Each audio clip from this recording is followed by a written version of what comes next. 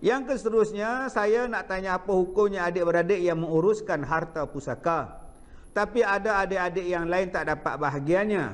Yang ni kena repot lah. Kita ada pembahagian pusaka dan sebagainya. Ya, kita boleh ambil peguam untuk fight benda ni balik. Kenapa tidak dapat hak? Kenapa tidak mendapat pusaka? Biar diselesaikan di mahkamah. Tak boleh kita buat diam saja, melainkan kalau kita nak halalkan. Kalau rasa tak nak halal, kita ada hak atas pusaka ni, ambil lawyer, fight balik benda ini. Ini hak kita. Tuntut hak itu merupakan satu perkara yang disuruh, menuntut hak kita tu. Baik, kemudian Assalamualaikum, saya Umairah dari Kuantan. Bagaimana ya kalau si mati meninggalkan wasiat seperti barang kemas kepada seorang anak sahaja dan berpesan setelah kepergiannya jangan dia bahagikan harta tersebut kepada adik-beradik yang lain. Jadi bagaimana dengan barang kemas tersebut? Mana boleh memberikan wasiat kepada orang yang berhak mendapat harta pusaka? Anak itu berhak mendapat harta pusaka, maka janganlah diwasiatkan harta dia kepada anak itu tak marah. Nak bagi masa hidup. Masa hidup mak bagi. Kalau dah mati dah tak terpakai dah. Sebab adik tadi, abang tadi atau kakak tadi termasuk dalam orang yang mendapat pusaka. Memang dia akan dapat pusaka, tiba-tiba wasiat hanya untuk dia seorang. Tapi kalau wasiat lain boleh. Misalnya wasiat nanti kalau mak mati, mintalah ustazah handon mandikan mayat mak. Tak apalah wasiat macam tu. Ini wasiat yang melibatkan harta tadi ni. Baik. Melainkan wasiat harta tadi diberikan kepada orang yang tidak layak mendapat pusaka. Itu pun tak lebih daripada beberapa bahagian yang telah ditetapkan di dalam agama kita. Baik. Assalamualaikum Ustaz, saya layakkah? Soalan saya, layakkah seorang tua? Nak merajuk pasal apa? Udahlah, letih lah. Mak kita, dia marah kita ke, dia tengking kita ke, dia lebihkan orang lain pada kita, biarlah. Aku dengan mak aku tetap buat baik. Memang dia sayang pada kakak lebih pada aku. Memang dia lebih ke adik pada aku. Tak apalah, itu dia punya hal lah. Tapi aku tetap nak buat baik. Dan saya pesan juga pada makcik-makcik, akak-akak, janganlah lebih-lebih tunjuk-tunjuk sangat yang kita ni sayang pada anak kita lebih pada yang lain. Mereka juga anak kita. Okey? Baik.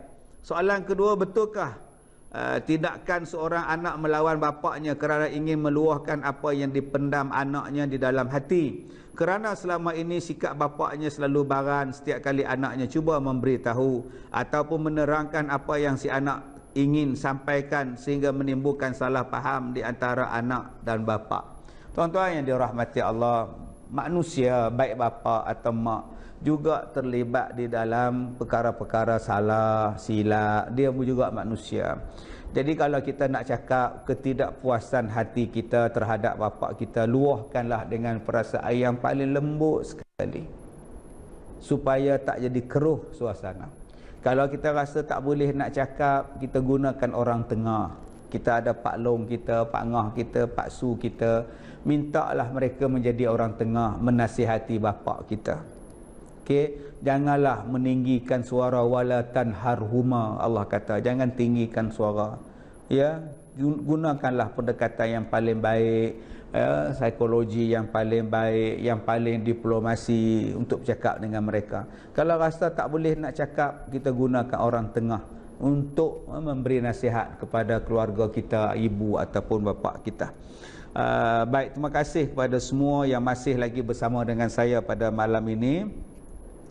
Alhamdulillah ada rezeki ramai yang bersama dengan kita. Yang mana nak mengajukan soalan, tuan-tuan boleh ajukan soalan di dalam Facebook kita ataupun di dalam nombor WhatsApp yang dikemukakan kepada tuan-tuan. Baik. Kemudian kita juga bersama dengan Muhammad Nazari is watching daripada Singapura, Juri Ibrahim daripada Mawar Berduri dari Perlis, alhamdulillah Masyitah Asyari dari Taman Melawati juga menjadi clear, line cukup clear di sana. Baik, tuan-tuan yang di Fuziah Hussein, Assalamualaikum Ustaz, maaf lari tajuk. Apa amalan untuk atasi masalah susah tidur? Tanya pada saya pun tak tidur juga. Kan?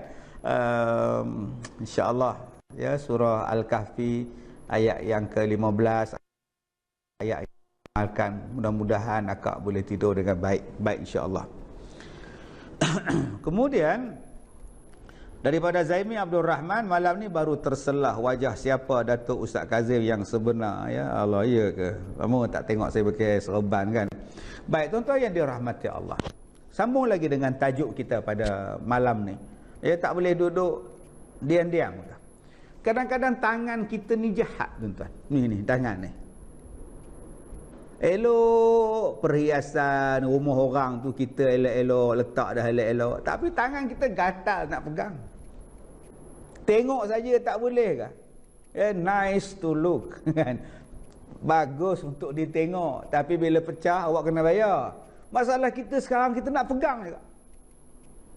Nak pegang juga, nak buat juga, nak sentuh juga. Sekarang jadi apa?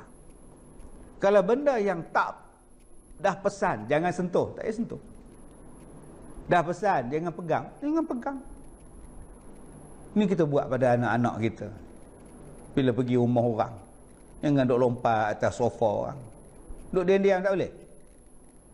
Ataupun kita naik naik kereta orang, tumpang kereta orang, tak boleh duk diam dalam kereta tu. Ini nak usik, itu nak usik, atas nak usik, bawah nak usik. Akhirnya pecah, rosak dia punya tu. Duk turun naik, dah stuck di situ pula. Tak boleh naik dah cermin dia. Cuba duk diam. Masalah kita ni, orang utara kata sibuk nak proses tau. Sana nak proses, sini nak proses.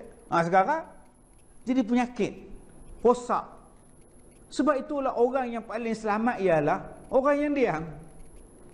Dia tak sentuh apa, dia tak pegang apa, benda tu nak pecah, saya tak buat. TV dia pecah, saya tak usik pun. Remote dia tercabut dia punya tu, saya tak pegang remote dia pun. Kan selamat. Setengah orang dia pegang remote, pergi rumah orang dia duk pegang tempat bed, dia tutup sekejap, dia tutup sekejap, dia buka sekejap, prap patah benda kecil tu. Sekarang macam mana? Ni duduk diam-diam tak boleh. Daripada masalah remote tu saja tuan-tuan, jadi masalah. Mana nak cari spare part remote TV ni pula, kena pergi kedai elektrik tu pula, setting sini, pening kepala.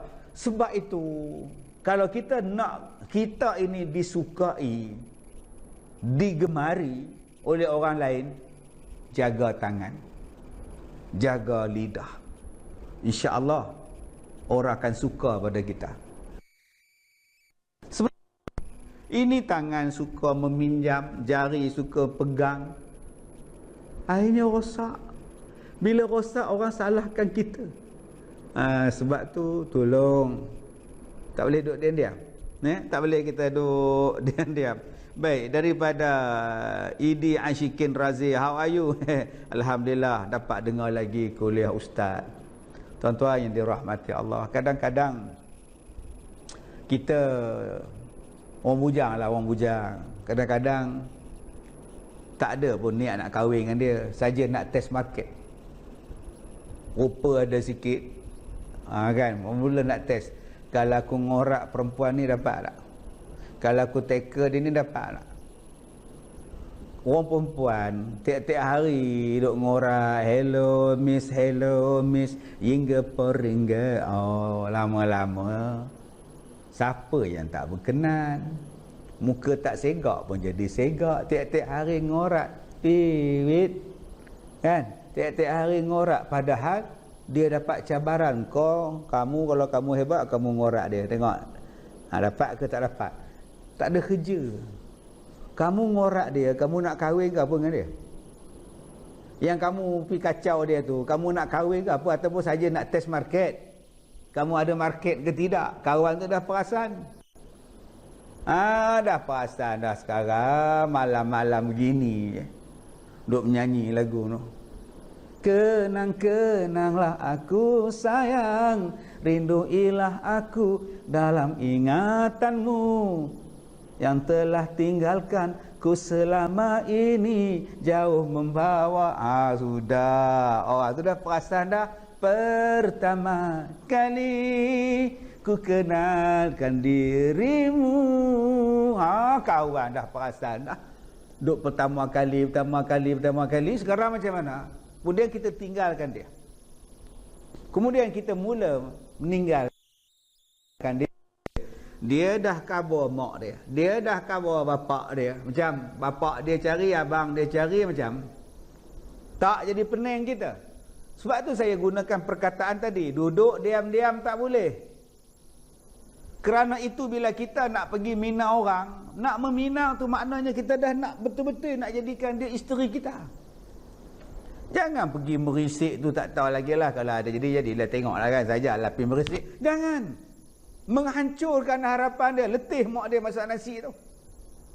Letih kakak dia pergi belikan market sebab kita datang satu keluarga. Tapi bukan tujuan nak kahwin pun, saja nak merisik saja, tak ada tujuan apa pun. Bukan tujuan betul-betul nak. Dia kata saya bukan nak Ustaz, mak saya yang nak. Dia pergilah. Saya dah ada pilihan saya. Mak saya nak pergilah. Tak, tapi saya tak nak. Kalau kita cakap terang-terang, mak saya tak mau.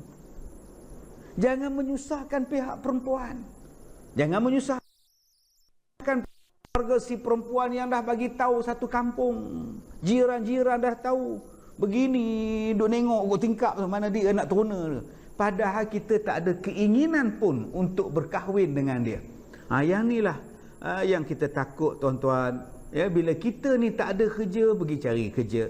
Pergi ngorak orang sana, pergi ngorak orang sini. Hanya tujuan kita nak test market. Hanya tujuan kita nak buat jahat pada dia. Akhirnya, kadang-kadang orang tadi mendoakan benda yang tak baik kepada kita.